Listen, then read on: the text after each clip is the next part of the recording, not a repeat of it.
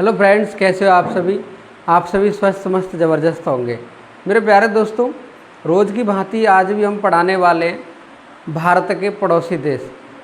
भारत के पड़ोसी देश में हमने बांग्लादेश की बात कर ली, चीन की बात कर ली, उसकी सीमा को लेकर, उससे लगे भारतीय राज्यों को लेकर, और मेरे प्यारे दोस्तों क्या हमारे देश के साथ संबंध रहे हैं और किस को लेकर के विवाद है। पेपर में जिस तरीके से क्वेश्चन आएंगे इन दोनों देशों के मध्य से, वो हमने ज़्यादातर सभी कवर कर लिए हैं। अगला जो देश है हमारा, जो पड़ोसी है, उसके हम बारे में बात करने वाले हैं, वो है पाकिस्तान। पाकिस्तान तीसरा देश है जिसकी सबसे ज़्यादा सीमा लगती है। सबसे ज़्यादा सीमा भारत की बांग्लादेश के साथ लगती है, उसके बाद चीन के साथ लगती है। अब हम बात करने वाले हैं पाकिस्तान की, जिससे तीसरे नंबर पे सीमा साझा होती है। मेरे प्यारे दोस्तों, अगर हम बात करें पाकिस्तान की,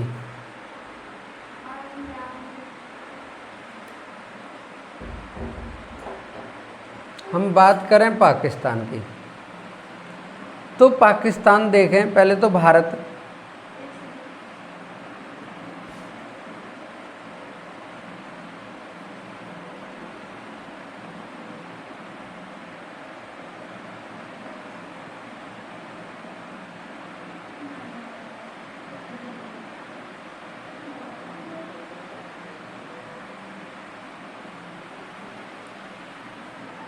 ये जो देश है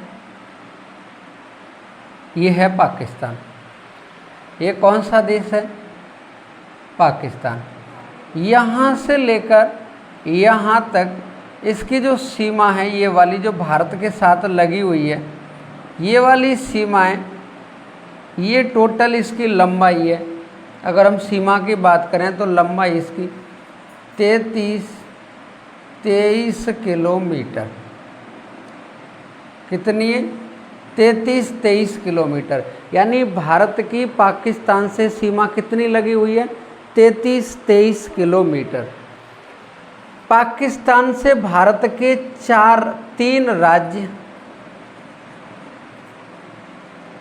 तीन राज्य लगे हुए हैं। 3 राज्यों में हम बात करेंगे। एक है गुजरात,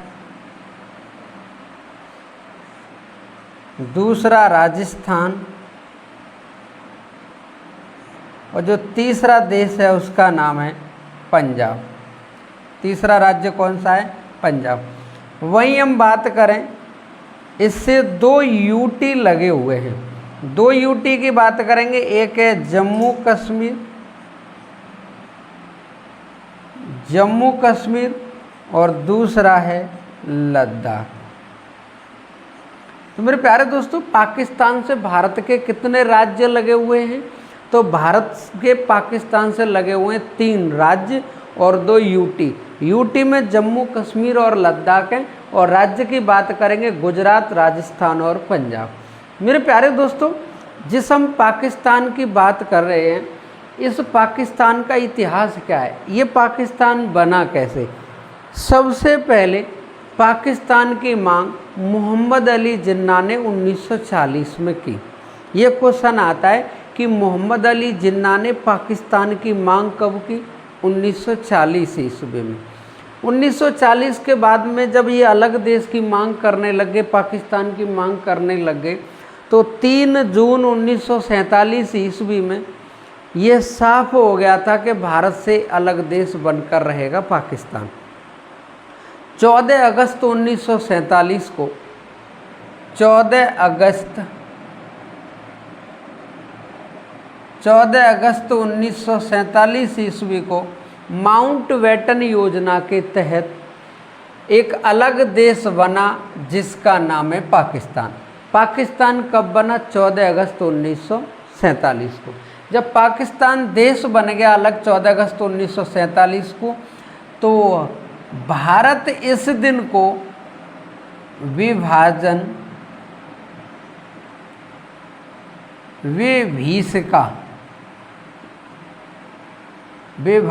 विभीषिका दिवस के रूप में मनाता है।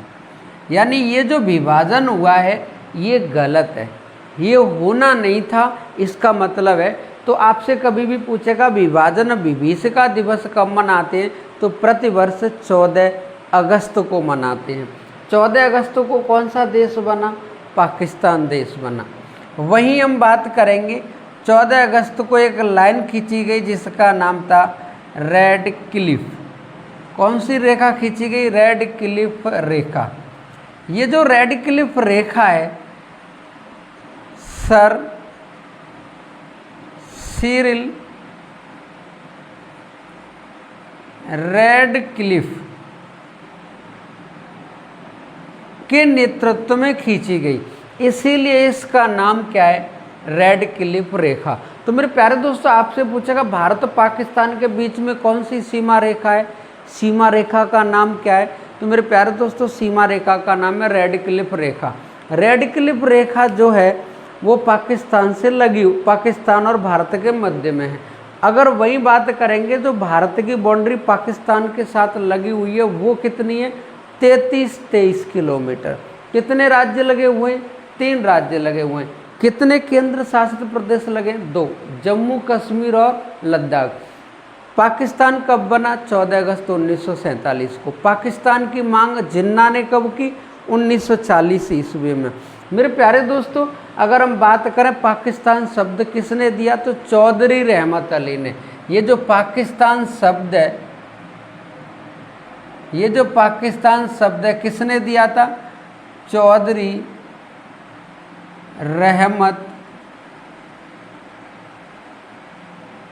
अली ने। चौधरी रहमत अली ने ये नाम दिया था 1930 में, 1930 में। और 1940 में जिन्ना ने पाकिस्तान की मांग की। इस 14 अगस्त को विभाजन विभीषिका दिवस के रूप में मनाया जाता है। अब क्या होता है, ये सब कुछ तो सही चल रहा था, लेकिन क्या हुआ 1948 ईस्वी में, 1948 ईस्वी में आज़ादी के बाद कहानी यहाँ बिगड़ गई कि जब देश आज़ाद हो रहा था भारत, तो उस समय माउंटबेटन योजना में ये कहा गया था अंग्रेज़ों के द्वारा कि 2 देश बनेंगे, एक भारत होगा और एक पाकिस्तान होगा। देशी रियासतें खुद तय करेंगी, अगर भारत में रहना चाहती हैं तो वो भारत में रह सकती हैं, पाकिस्तान में जाना चाहती हैं तो वो पाकिस्तान में जा सकती हैं, और यदि स्वतंत्र रहना चाहें तो वो स्वतंत्र रह सकती हैं। मेरे प्यारे दोस्तों अंग्रेज भारत को तो आज़ाद करके जा रहे थे, लेकिन वो आज़ाद इस तरीके से करके जा रहे थे कि हम इसको आज़ादी तो दे के जाएंगे लेकिन ये ज़िंदगी भर तड़पते रहेंगे, यानी पूरी तरीके से फूट डाल करके जा रहे थे। क्योंकि एक तो इन्होंने अलग देश बना दिया पाकिस्तान, चलो पाकिस्तान अलग बनाया ये ठीक है, लेकिन उस 2 जगह पे पाकिस्तान बना दिया। आज के समय पे ये जो बांग्लादेश है ये भी पाकिस्तान था, ये पूर्वी पाकिस्तान था। आज के समय पर जो पाकिस्तान है ये पश्चिमी पाकिस्तान था। मतलब 2-2 जगह पे पाकिस्तान देने की बात क्या थी। दूसरी बात, देशी रियासतों के राजाओं से कह दिया आप भारत में रहना चाहें भारत में रह सकते हैं, पाकिस्तान में जाना चाहें पाकिस्तान में जा सकते हैं, स्वतंत्र रहना चाहें स्वतंत्र रह सकते हैं। अब बहुत सारी देशी रियासतें, 500 से अधिक देशी रियासतें चाहती थी कि हम स्वतंत्र रहें। कोई चाह रही थी कि हम पाकिस्तान में चले जाएं, कोई भारत में अपनी मर्जी से मिल गई। लेकिन सरदार वल्लभ भाई पटेल और वीपी मेनन की कार्यशैली से बहुत सारी देशी रियासतों को मिला लिया गया। 552 देशी रियासत थी, 549 आसानी से मिला ली गई। उसमें से 3 देशी रियासतें बची, जिसमें एक हैदराबाद, जूनागढ़ और जम्मू कश्मीर। मेरे प्यारे दोस्तों अगर हम बात करें जूनागढ़ की, जूनागढ़ में जनमत संग्रह करा करके हमने जूनागढ़ को भारत में मिला लिया, क्योंकि जूनागढ़ में हिंदू प्रजा ज़्यादा थी। मुस्लिम वहाँ जो शासक था उसका नाम था महावत खान। वो महावत खान कतई नहीं चाहता था कि हम जूनागढ़ को भारत में मिलाएं। वो मुसलमान था, वो चाहता था कि हम पाकिस्तान में जाएं। मेरे प्यारे दोस्तों वो भूमि का टुकड़ा कोई चटाई थोड़ी नहीं है कि हम इसको लेकर के पाकिस्तान में चले जाएंगे, नहीं जा सकते। क्योंकि ज़मीन कैसे जाएगी, जैसे ही वहाँ पर पुलिस के द्वारा छोटी मोटी कार्रवाई की गई, जनमत संग्रह कराया गया। महावत खां को लगा कि अब हम बचेंगे नहीं, इसलिए महावत खां भाग करके पाकिस्तान में चला गया। मेरे प्यारे दोस्तों, जूनागढ़ इस तरीके से भारत में मिला। वहीं हम हैदराबाद की बात करें, हैदराबाद में निज़ाम शासकों ने सोच लिया था कि हम मिलेंगे तो पाकिस्तान में, वरना हिंदुस्तान में नहीं मिलेंगे। लेकिन सरदार वल्लभ भाई पटेल की सूझबूझ से वहाँ पुलिस कार्रवाई की गई, ऑपरेशन पोलो चलाया गया और पुलिस कार्रवाई के द्वारा, सैन्य कार्रवाई के द्वारा हैदराबाद को भी भारत में मिला लिया। अब हमारे पास एक ऑप्शन बचा था जम्मू कश्मीर। ये जो जम्मू कश्मीर है, यहाँ राजा था हरि सिंह। हरि सिंह हिंदू राजा था, जम्मू कश्मीर में प्रजा मुस्लिम थी। मैटर ये था कि जम्मू कश्मीर के राजा हरि सिंह ने कह दिया न तो हम पाकिस्तान में मिलेंगे न हम भारत में मिलेंगे, हम स्वतंत्र रहेंगे। लेकिन जब स्वतंत्र रहने की बात आई तो रहो स्वतंत्र, तो कोई दिक्कत नहीं है, भारत आज़ाद हो गया। मेरे प्यारे दोस्तों, इस हरि सिंह को अकेला पाकर यहाँ की प्रजा मुस्लिम को देखकर पाकिस्तान में जो मुस्लिम व्यक्ति थे उन्होंने सोचा यहाँ के ये धर्म के नाम पर ये अलग हुआ था ये पाकिस्तान। लेकिन मेरे प्यारे दोस्तों, इन्होंने सोचा क्यों ना हम जम्मू कश्मीर पे आक्रमण कर दें, मुस्लिम वहाँ पहले से ही हैं, हम हरि सिंह राजा को हरा करके यहाँ पर हम जम्मू कश्मीर पे कब्जा कर लेंगे। और ऐसा ही हुआ। मेरे प्यारे दोस्तों, जम्मू कश्मीर पे आक्रमण किया गया और जम्मू कश्मीर पर आक्रमण किया गया, वहाँ जम्मू कश्मीर पर जो आक्रमण किया पाकिस्तानी आर्मी के साथ, पाकिस्तान में जो खाना बदोश जो लोग रहते हैं, दर दर भटकते, ऐसे लोगों को आर्मी में भर्ती करा करके जम्मू कश्मीर में आक्रमण करवाया। आक्रमण करती हुई ये सेना जम्मू कश्मीर में जब आगे बढ़ रही थी, लगातार मेरे प्यारे दोस्तों बहन बेटियों के साथ इन लोगों ने बलात्कार किया, तमाम व्यक्तियों का इन्होंने कत्लेआम किया। लगातार ये उरी से होते हुए श्रीनगर की ओर बढ़ रहे। हरि सिंह ने सोचा कि अब बचना मुश्किल है। हरि सिंह ने तुरंत भारत सरकार से कहा कि आप हमें बचाइए। लेकिन भारत सरकार ने कहा हम कैसे बचा सकते, आप तो भारत से अलग है, हमें ये तो पता चले कि आप भारत में। तुरंत राजा हरि सिंह ने विलय पत्र पर साइन करके जम्मू कश्मीर को इधर मिला दिया। जैसे ही जम्मू कश्मीर को मिलाया, जैसे ही वहाँ आर्मी पहुँची, आर्मी ने जैसे ही मोर्चा संभाला, पाकिस्तान की सेना पीछे हटने लगी। अब ये मैटर पहुँच गया यूएनओ में। जैसे ही यूएनओ में पहुँचा, यूएनओ ने 3 शर्तें रखी। या तो आप वहाँ जनमत संग्रह करा लो, जनमत संग्रह में जो जिसके साथ रहना चाहेगा वो वहाँ जा सकता है। और दूसरी बात ये थी कि आप इस समय पे जहाँ पे जो सेना खड़ी है वहाँ आप सेना, वहाँ जो सेना खड़ी है वही की वही सेना रहे, एक ये सबसे अच्छा उपाय है। और तीसरा ये था कि कोई विलय कर दे तो हो सकता है। तो मेरे प्यारे दोस्तों, क्यों नहीं यहाँ पर सेना जहाँ की तहाँ थी, उसी बात को लेकर के वहीं के भी मैटर थम गया और सेना जहाँ रुक गई उसी जगह का नाम क्या रखा गया था, संघर्ष।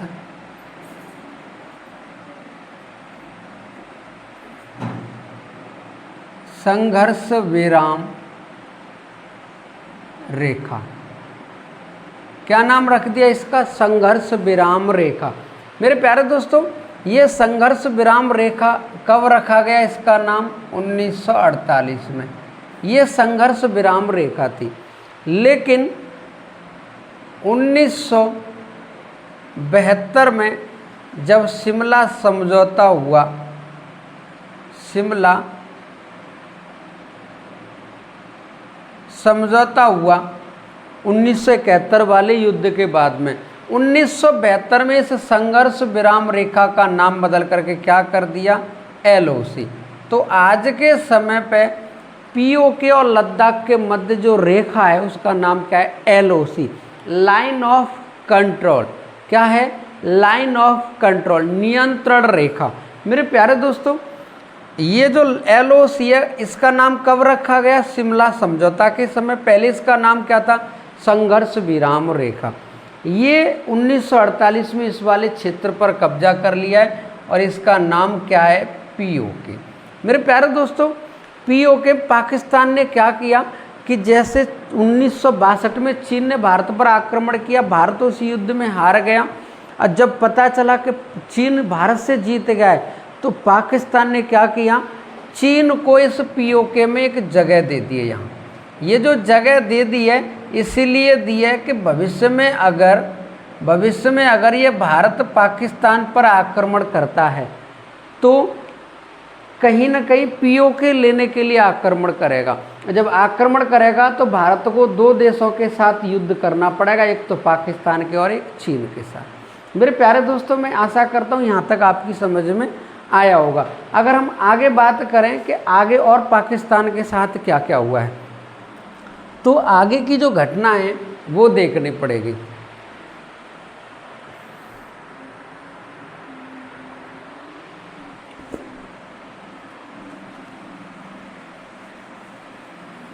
उन्नीस में पाकिस्तान के साथ भारत का युद्ध हुआ।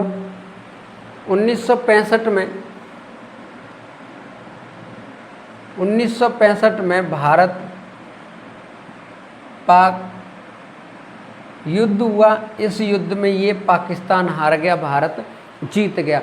जब पाकिस्तान हार गया भारत से इस युद्ध में, और हार तो इसमें भी गया था 1948 वाले में, लेकिन ये भी हार गया, वो भी हार गया। पाकिस्तान जब पाकिस्तान ने आक्रमण किया है, पाकिस्तान हारा ही है।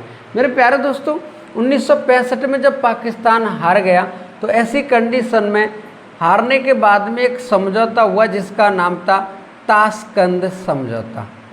ताशकंद समझौता।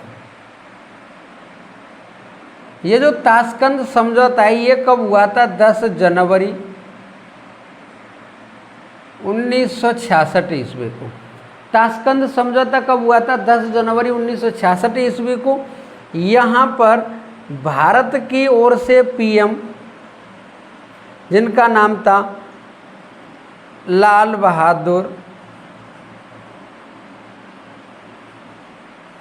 बहादुर शास्त्री। यहाँ पीएम कौन थे? लाल बहादुर शास्त्री। और अगर हम वहीं बात करेंगे पाकिस्तान की, तो पाकिस्तान के उस समय पीएम कौन थे? जिनका नाम था मोहम्मद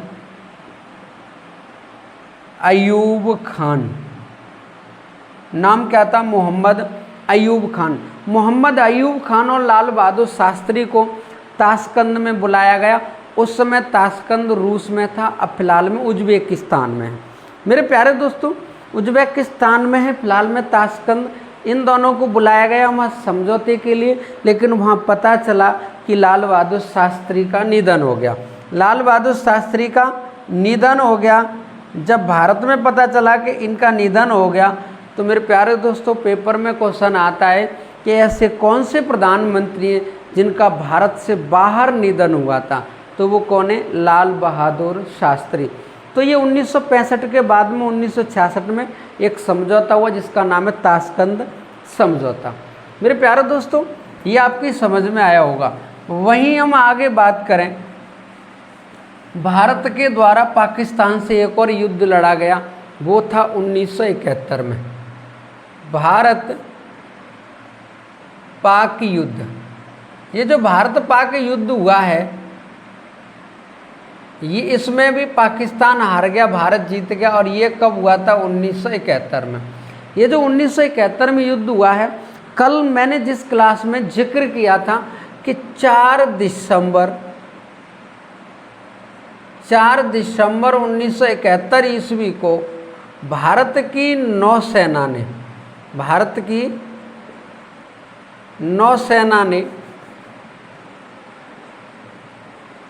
नौसेना ने पाकिस्तान के कराची अड्डे पर हमला कर दिया और इस पर विजय प्राप्त की। इसीलिए राष्ट्रीय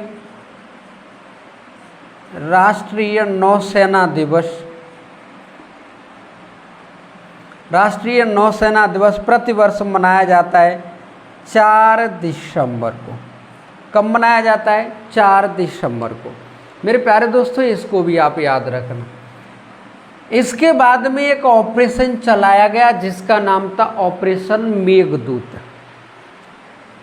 ऑपरेशन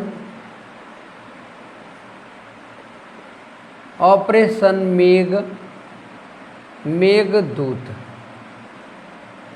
और ये जो ऑपरेशन मेघदूत चलाया गया, ये चलाया गया 13 अप्रैल 1984 ईस्वी को। ऑपरेशन मेघदूत कब चलाया गया? 13 अप्रैल 1984 ईस्वी को। इसमें भारत की आर्मी ने जो विश्व का सबसे ऊंचा युद्ध स्थल है, जिसका नाम है सियाचिन, विश्व का सबसे ऊंचा युद्ध स्थल, विश्व का सबसे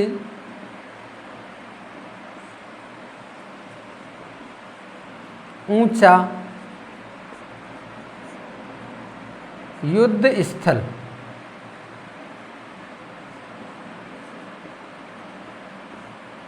सियाचिन।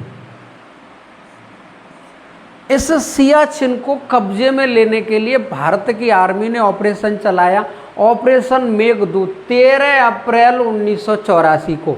और इस ऑपरेशन मेघदूत में भारत ने सियाचिन पर कब्जा कर लिया, अधिकार कर लिया। और सियाचिन पर भारत का कब्जा है। मेरे प्यारे दोस्तों, पीओके क्या है?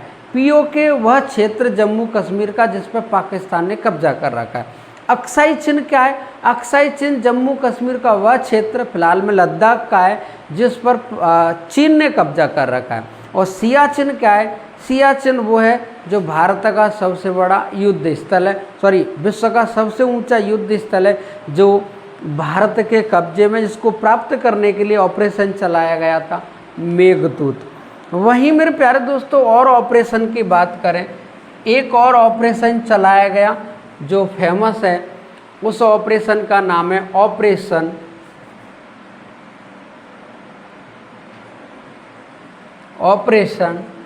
बंदर। कौन सा ऑपरेशन चलाया गया? ऑपरेशन बंदर।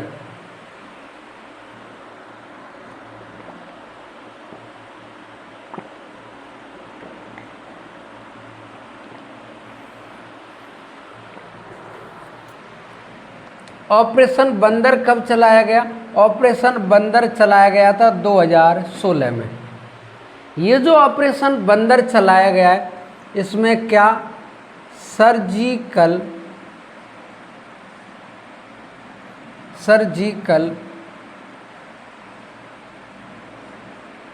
स्ट्राइक की गई। यानी इसमें क्या किया गया? सर्जिकल स्ट्राइक की गई। भारत की आर्मी जमीन से जा कर के आतंकियों को मार करके वापस भारत में आ गई। ये सर्जिकल स्ट्राइक जब किया गया भारत की आर्मी द्वारा, तो ऑपरेशन कौन सा चलाया गया था? ऑपरेशन बंदर चलाया गया था 2016 में। मेरे प्यारे दोस्तों, अब हम पाकिस्तान की बात कर लें, जो विवादित क्षेत्र है। अगर हम बात करें विवाद की, तो विवाद में एक है 24 डिग्री उत्तरी अक्षांश। ये जो 24 डिग्री उत्तरी अक्षांश है, ये है सर क्रीक। और ये जो सर क्रीक है, ये कहाँ पर है? गुजरात में। तो ये एक तो ये विवाद है। अगर हम बात करें सर क्रीक है कहाँ? इस जगह पे। ये कच्छ का रण है यहाँ पर, और यहाँ 24 डिग्री उत्तरी अक्षांश है। ये सर क्रीक जगह है, वहाँ ये पाकिस्तान ये कहता है कि ये हमारी है, और भारत की तो ये है ही है। अब सबसे बड़ी बात हम पाकिस्तान को क्या समझाएं कि तू भी तो अपना ही है, आज नहीं तो कल भारत में तो मिलेगा। पहले तू भारत का ही था, अब तू एक जगह के लिए कह रहा है, एक दिन ऐसा आएगा पीओके की तो छोड़, पाकिस्तान भी भारत का भाग होगा। मेरे प्यारे दोस्तों, 24 डिग्री उत्तरी अक्षांश विवाद है। और एक है पंजाब में बाघा अटारी बॉर्डर। पंजाब में कौन सा है? बाघा अटारी बॉर्डर। और अगर बात करेंगे हम राजस्थान में थार का मरुस्थल। कौन सा? थार का मरुस्थल। और लद्दाख वाला एरिया आप जानते ही हो, लद्दाख में क्या है? वही है पीओके। तो मेरे प्यारे दोस्तों, पीओके विवाद का क्षेत्र है, थार का मरुस्थल विवाद का क्षेत्र है, बाघा अटारी बॉर्डर और सर क्रीक। और ये सर क्रीक वाला 24 डिग्री उत्तरी अक्षांश, ये विवाद का कारण है। अगर हम वही बात करें पाकिस्तान को लेकर के जो क्वेश्चन बनते हैं, तो वो और देख ले, एक दो क्वेश्चन कैसे बनता है। पाकिस्तान के साथ में सिंधु जल समझौता हुआ। पाकिस्तान के साथ में अगर हम बात किसकी करेंगे, समझौता की, समझौता, सिंधु जल समझौता। ये जो सिंधु जल समझौता है ये हुआ 19 सितंबर 1960 को।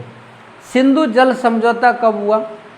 19 सितंबर 1960 ईस्वी को। इसमें क्या है, इसमें क्या हुआ इस सिंधु जल समझौते में? मेरे प्यारे दोस्तों, भारत के उत्तर में 6 नदियां बहती हैं, और 6 नदियों की अगर हम बात करेंगे तो वो 6 नदियां हैं। जिस तरीके से एक नदी इस तरीके से निकली है, इस नदी का नाम है सिंधु, सिंधु नदी। यहाँ से हिमाचल प्रदेश से एक नदी निकली है जिसका नाम है चिनाब। ये कौन सी नदी है? चिनाब। यहाँ जम्मू कश्मीर में शेषनाग झील से एक नदी निकली है जिसका नाम है झेलम, झेलम नदी। वहीं हम बात करें आगे, यहाँ से एक नदी निकली है और नदी का नाम है सतलज। ये कौन सी नदी है? सतलज नदी। और यहाँ से एक नदी निकली है जिसका नाम है रावी। और यहाँ व्यास कुंड से एक नदी निकली है, इस नदी का नाम है व्यास नदी। मैं आशा करता हूँ ये नदियाँ आपकी समझ में आई होंगी। यानी एक तो झेलम नदी है, सिंधु नदी, चिनाब नदी, रावी नदी, व्यास नदी, सतलज नदी। ये जो 6 नदियाँ हैं, इनमें से ऊपर की जो 3 नदियाँ हैं, 3 नदी में सिंधु, झेलम और चिनाब, इन 3 नदियों का 80% जल पाकिस्तान प्रयोग में लेगा, 20% भारत लेगा। यही हम इसको लिखना चाहेंगे तो इस तरीके से लिख देंगे कि उत्तर की 3 नदियाँ, उत्तर की 3 नदी,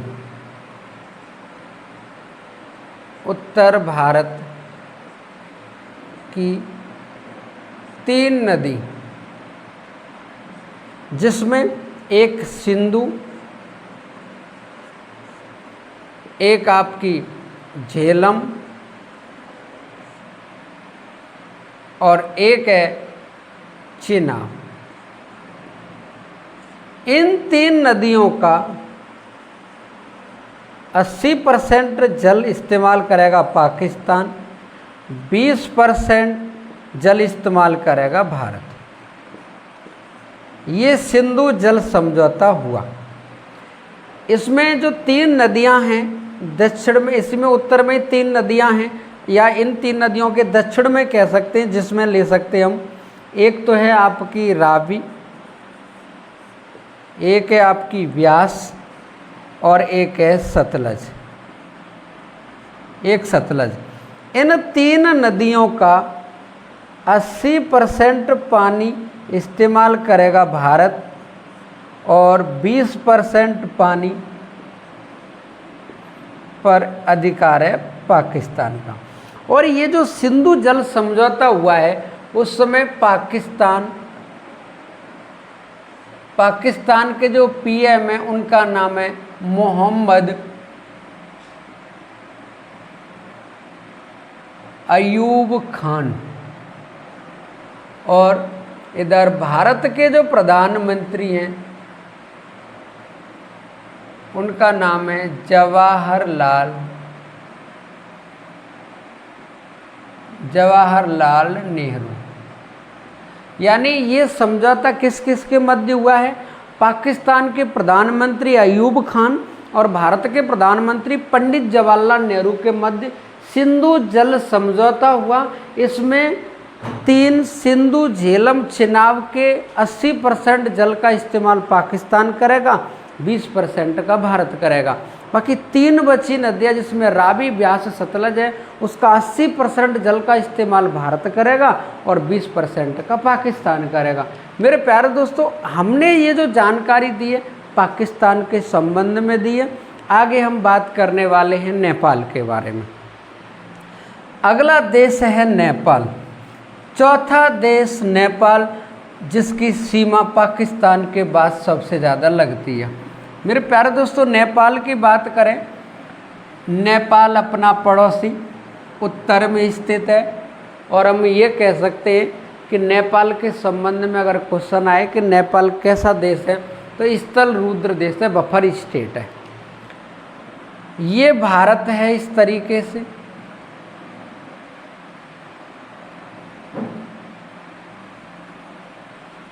ये जो हम हिस्सा देख रहे हैं इसका नाम क्या है? नेपाल। हम बात किसकी करने वाले हैं? नेपाल की। बात किसकी करने वाले हैं हम? नेपाल की। तो नेपाल पता चल गया होगा लोकेशन में कहाँ पर है। सबसे पहले बात करेंगे नेपाल की। तो नेपाल की अगर हम बात करेंगे, नेपाल से भारत की सीमा लगती है 1751 किलोमीटर। कितनी लगती है?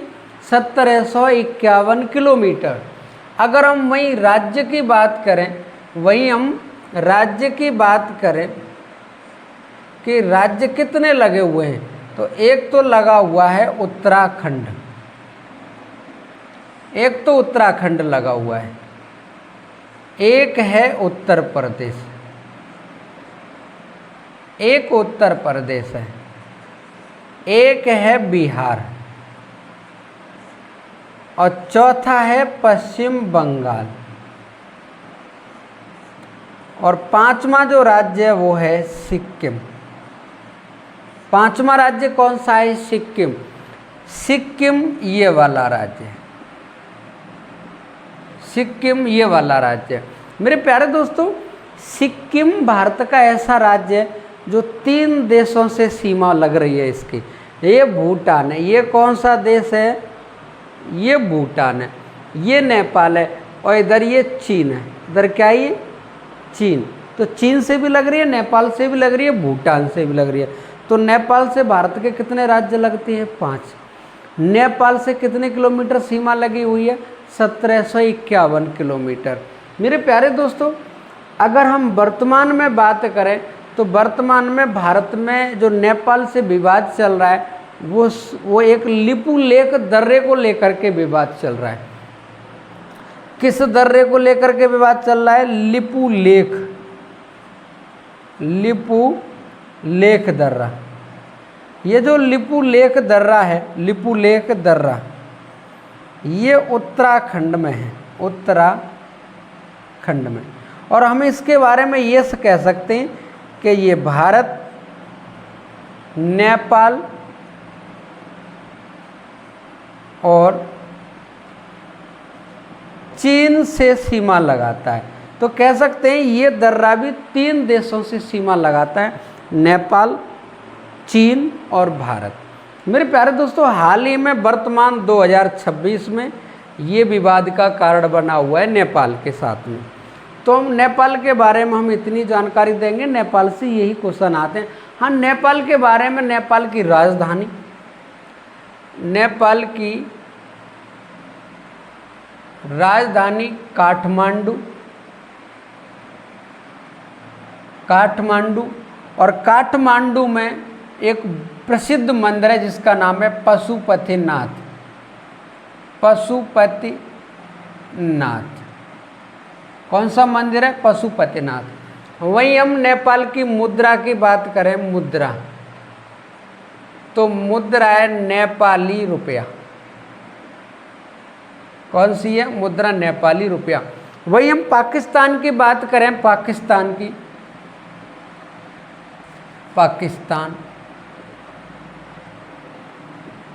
पाकिस्तान की राजधानी की बात करें, राजधानी, तो पाकिस्तान की राजधानी है इस्लामाबाद, इस्लामाबाद। और मुद्रा है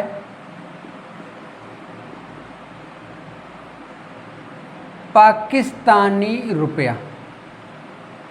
यहाँ की मुद्रा क्या है? पाकिस्तानी रुपया।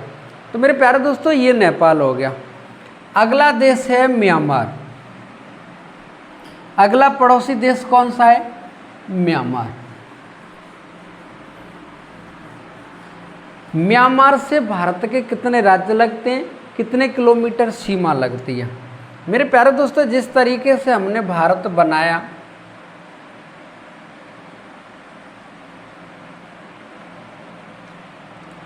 यहाँ से लेकर यहाँ तक, ये कौन सा देश है? म्यांमार है। कौन सा देश है? म्यांमार। म्यांमार से ये जो सीमा लगी हुई है, सीमा की बात करें, सीमा लगी हुई है 1643 किलोमीटर। 1643 किलोमीटर। राज्य की बात करेंगे, एक है अरुणाचल प्रदेश। अरुणाचल प्रदेश। यहाँ पर है नागालैंड।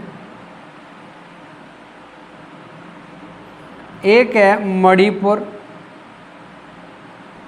मणिपुर। और एक है यहाँ पर मिजोरम। तो हम ये कह सकते हैं म्यांमार से भारत के कितने राज्य लगे हुए हैं? 4। एक अरुणाचल प्रदेश, नागालैंड, मणिपुर और मिजोरम। हम यहाँ ट्रिक में ये लिख सकते हैं अनममे। क्या लिख सकते हैं? अनममे। अ से अरुणाचल प्रदेश, न से नागालैंड, म से मणिपुर और मी से मिजोरम। कितनी सीमा लगी हुई है? 1643 किलोमीटर। यही हम बात करेंगे तो म्यांमार में एक पर्वत है जो भारत और म्यांमार के बीच में सीमा बनाता है। इस पर्वत का नाम है अराकान योमा। पर्वत का नाम क्या है? अराकान योमा पर्वत। ये जो अराकान योमा पर्वत है किस देश में है? म्यांमार में है। ये भारत और म्यांमार के बीच सीमा बनाता है। मेरे प्यारे दोस्तों अगर हम इस वाली सीमा पर बात करें कि भारत की कौन सी फोर्स लगी हुई है, तो मेरे प्यारे दोस्तों इस सीमा की रक्षा जो फोर्स कर रही है उसका नाम है असम राइफल्स। कौन सी फोर्स है? असम राइफल्स। ये असम राइफल की स्थापना 1835 ईस्वी में हुई। भारत की सबसे पुरानी फोर्स है। भारत की सबसे पुरानी फोर्स कौन सी है? असम राइफल है। स्थापना कब हुई? 1835 में। आपसे कभी भी पूछे कि भारत और म्यांमार के बीच में कौन सी सेना लगी हुई है, कौन सी फोर्स लगी हुई है, तो कौन सी लगी हुई है? Assam rifle. Assam rifle Bharat Myanmar के साथ साथ ये पूर्वोत्तर के राज्यों की भी सुरक्षा करती है। मेरे प्यारे दोस्तों अभी हमने नेपाल बताया, यहाँ पर कौन सी फोर्स लगी हुई है? तो यहाँ पर फोर्स लगी हुई है जिसका नाम है एसएसबी। कौन सी फोर्स लगी हुई है? एसएसबी, सशस्त्र सीमा पुलिस। ये फोर्स। और एसएसबी की स्थापना कब हुई? एसएसबी की स्थापना हुई थी 1863 में। तो नेपाल बॉर्डर पर कौन सी फोर्स लगी हुई है? एसएसबी। इससे पहले हमने यहाँ पाकिस्तान के बारे में बात की, तो पाकिस्तान पे लगी हुई है बीएसएफ। पाकिस्तान वाले बॉर्डर पे कौन सी लगी हुई है? बीएसएफ। और बीएसएफ की स्थापना कब हुई? 1965 में। एसएसबी की स्थापना 1963 में, बीएसएफ की स्थापना 1965 में, और वहीं असम राइफल की स्थापना 1865 में। ये रक्षा करती है पूर्वोत्तर के साथ साथ भारत की म्यांमार की सीमा की। एसएसबी सीमा यानी नेपाल की सीमा की रक्षा करती है, बीएसएफ पाकिस्तान की और बांग्लादेश वाली सीमा की करती है। आईटीबीपी के बारे में कल पढ़ लिया, वो चीन वाली तिब्बत वाली सीमा पर लगी हुई है। तो मेरे प्यारे दोस्तों ये हमने म्यांमार देख लिया। वहीं हम आगे बात करने वाले हैं म्यांमार के अलावा भूटान की। थोड़ी सी जानकारी दे लें इस म्यांमार के बारे में, इसकी राजधानी और मुद्रा। म्यांमार की राजधानी का नाम है नेय पई ताय। राजधानी का नाम क्या है? नियपैताय। और इसकी जो मुद्रा है वो है, उसका नाम है क्यात। मुद्रा क्या है? क्यात है। मुद्रा कौन सी है? क्यात है। अब ये मुद्रा भी पेपर में आ चुकी है। अभी हाल ही में होमगार्ड का पेपर हुआ, उसमें मुद्रा पूछी गई थी। म्यांमार की मुद्रा कौन सी है? क्यात। राजधानी क्या है? नियपैताय। मेरे प्यारे दोस्तों, आगे हम बात करने वाले हैं भूटान के बारे में। आगे हम किसके बारे में बात करने वाले हैं? भूटान। ये जो भूटान है, ये भूटान इस जगह पर है।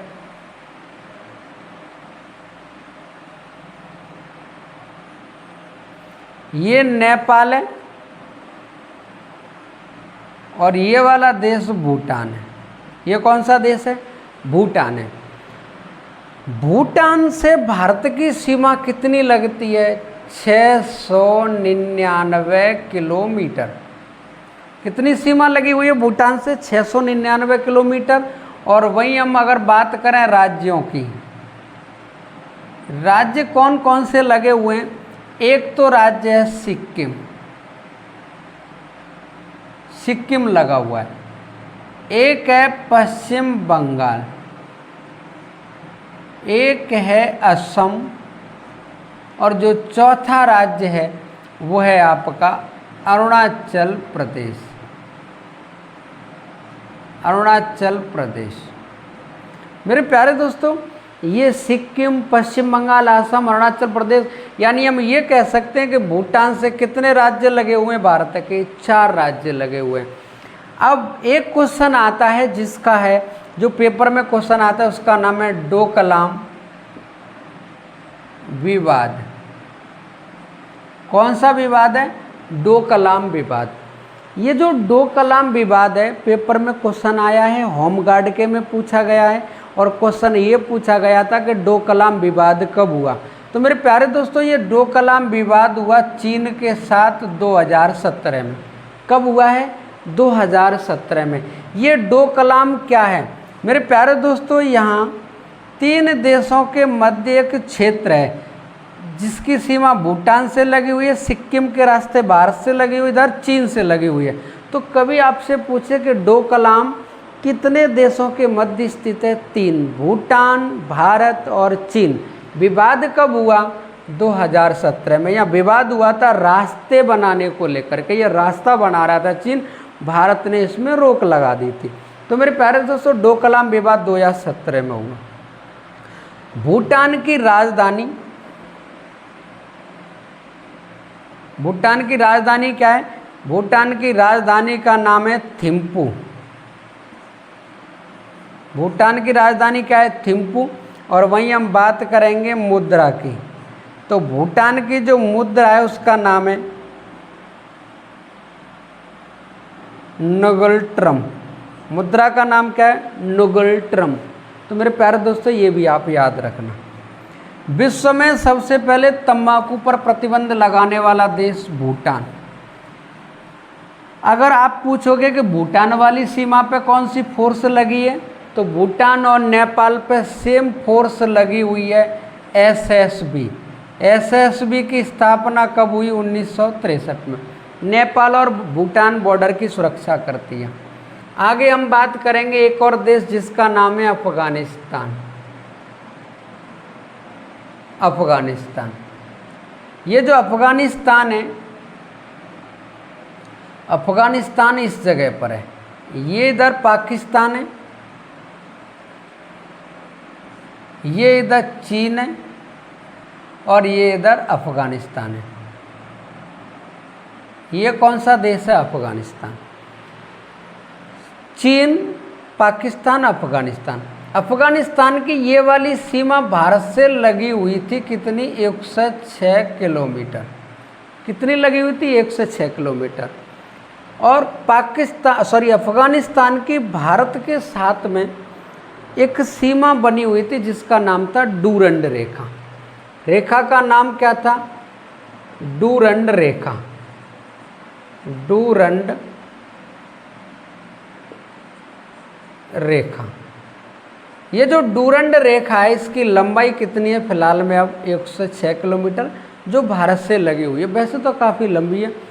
पाकिस्तान नहीं बना था उससे पहले ही 1896 ईस्वी में लॉर्ड लैंसडाउन ने एक रेखा खींची जिसका नाम था डूरंड रेखा। 1896 में पूछा जाता है क्वेश्चन कि डूरंड रेखा कब खींची गई। 1896 में किसने खींची? लॉर्ड लैंसडाउन ने खींची। ये किस किस के मध्य स्थित थी? तो डूरंड रेखा भारत और पाकिस्तान के मध्य स्थित थी, भारत और अफगानिस्तान के मध्य स्थित थी। लेकिन क्या हुआ, जैसे ही पाकिस्तान अलग बना इस डूरंड रेखा की सबसे ज़्यादा लंबाई पाकिस्तान के साथ लगी। लेकिन 1948 में जैसे इस वाले क्षेत्र पर कब्जा कर लिया है, इस पीओके का नाम है इसका पीओके, पाकिस्तान अधिकृत कश्मीर, पाकिस्तान ऑक्यूपाइड कश्मीर।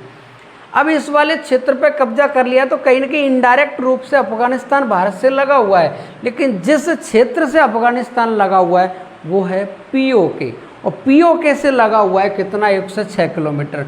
लेकिन कभी ऑप्शन में आए कि भारत की सबसे कम सीमा किस देश से लगी हुई है, अगर ऑप्शन में अफगानिस्तान है तो आंसर अफगानिस्तान होगा, क्योंकि भले ही उसने कब्जा कर रखा है, भारत का ही हिस्सा है। लेकिन अगर अफगानिस्तान नहीं है तो हमें भूटान पर संतुष्ट करना पड़ेगा, क्योंकि भूटान से सबसे कम लगती है। मेरे प्यारे दोस्तों, वहीं हम अगर बात करेंगे अफगानिस्तान की राजधानी की, तो अफगानिस्तान की राजधानी सबको पता है, राजधानी अफगानिस्तान की काबुल। राजधानी कौन सी है? काबुल। और मुद्रा है अफगानी। मुद्रा कौन सी है? अफगानी। और हाल ही में हम बता दें अफगानिस्तान में तालिबान शासन है। तो मेरे प्यारे दोस्तों, जितने भी पड़ोसी देश थे हमने उनके बारे में चर्चा कर ली। अब हम थोड़ी जानकारी देने वाले हैं कि ये सभी देश भारत के जो भारत के साथ सीमा बना रहे हैं, कितने किलोमीटर की बना रहे हैं, उनका क्रम क्या है। तो मेरे प्यारे दोस्तों, भारत के साथ जो सीमा बनाते हैं सबसे पहले हम लिखेंगे बांग्लादेश।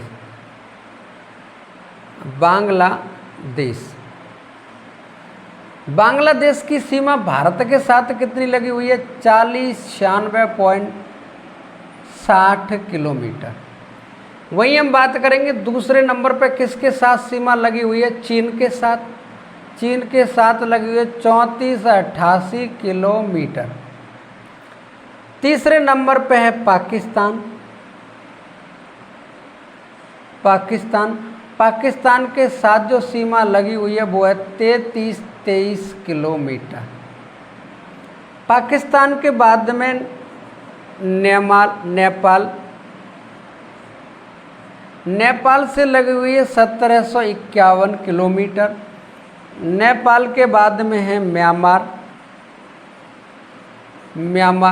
और म्यांमार से लगी हुई है 1643 किलोमीटर। म्यांमार के बाद में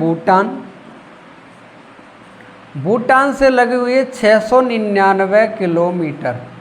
और वहीं हम बात करेंगे अफगानिस्तान की, तो अफगानिस्तान से भारत की सीमा लगी हुई है 106 किलोमीटर। मेरे प्यारे दोस्तों, ये बिल्कुल सही क्रम है। 1 2 3 4 5 6 7, ये 7 देश हैं जो भारत के साथ स्थलीय सीमा बनाते हैं। अब वहीं हम इनकी सीमा की बात करें कि कौन कौन सी सीमाएं, तो जिनकी सीमाएं वो हमें बतानी है। बांग्लादेश की जो सीमा है उसका नाम है 3 बीघा गलियारा। चीन के साथ जो सीमा है उसका नाम है मैक मोहन रेखा। वहीं पाकिस्तान की बात करेंगे तो यह है रेड क्लिफ रेखा। नेपाल के साथ में, म्यांमार के साथ में लगी हुई है अलीगढ़ सीमा रेखा। भूटान के साथ में, अफगानिस्तान के साथ में कौन सी है? डूरंड रेखा। तो मेरे प्यारे दोस्तों, ये भारत के साथ में जो सीमा लगी हुई है भारत के साथ कितने किलोमीटर की सीमा लगी हुई है, इसके बारे में हम बात कर ली। हम कल बात करने वाले हैं भारत के पड़ोसी जो जलीय सीमा बनाते हैं उन देशों के बारे में। तो मेरे प्यारे दोस्तों, आज की क्लास कैसी लगी? क्लास अच्छी लगी तो कमेंट करके बताएं। क्या और सुधार की आवश्यकता है वो भी सुधार किया जाएगा, आपकी बात टाली नहीं जाएगी। मेरे प्यारे दोस्तों, क्लास अच्छी लगी है तो वीडियो को लाइक करें, चैनल को सब्सक्राइब करें, अपने दोस्तों में शेयर करें। जय हिंद, जय भारत मेरे प्यारे दोस्तों।